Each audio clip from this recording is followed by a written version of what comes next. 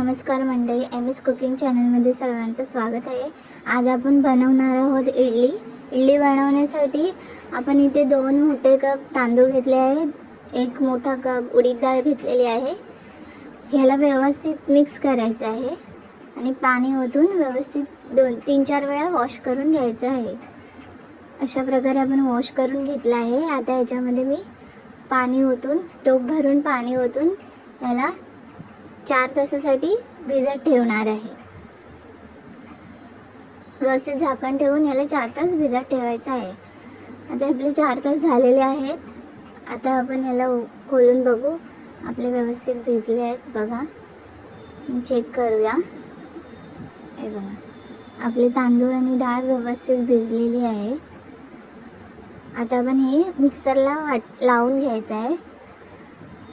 थोडं मिक्सरला। यामध्ये मी इथे शिजवलेला भात थोडा यामध्ये यूज करते, कारण तो इडली सॉफ्ट बनवायला आपल्याला हेल्प करतो।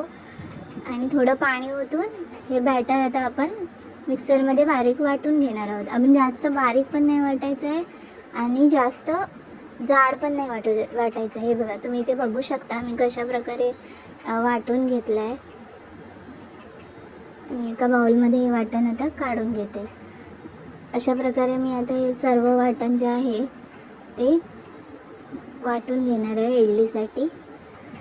तुम्ही इथे जर हे भात नाही यूज केला तरी चालेल, याच्याऐवजी तुम्ही पोहे पण यूज करू शकता। पोहे पण थोडा वेळ भिजत ठेवायचे, अर्धा-1 तास। ते चांगले भिजल्यावर तुम्ही याच्यामध्ये यूज करू शकता।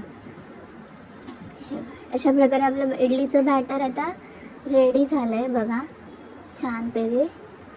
आता तुम्ही ह्याला याच्यावर झाकण ठेवून व्यवस्थित पूर्ण रात्र ओव्हरनाईट ह्याला असंच ठेवून द्यायचं, जेणेकरून आपल्या दुसऱ्या दिवशी इडलीचं पीठ व्यवस्थित आलं पाहिजे। हे बघा, आता दुसऱ्या दिवशी आपण ह्या इडलीचं पीठ बघूया। बघा, तुम्ही बघू शकता किती छान प्रकारे हे इडलीचं पीठ आलं आहे आपल्याला।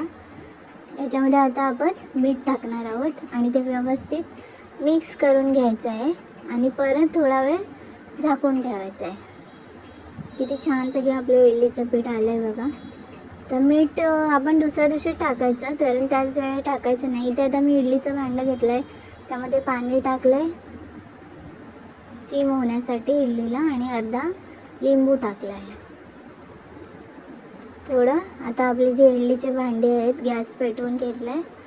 आता हे इडलीचं बॅटर आपण भांड्यामध्ये सेट करायचं आहे, साच्यामध्ये व्यवस्थित सेट करायचं आहे।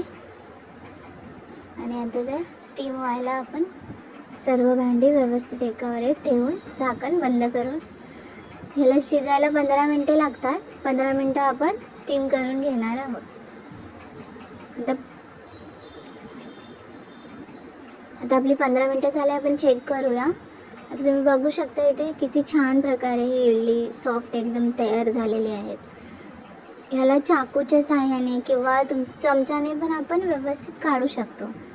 हाताने काढायला गेला तर ते तुटणार, चमच्याने आणि चाकूने काढू शकता। हे बघा कशी सॉफ्ट एकदम मस्त इडली तयार झालेली आहेत।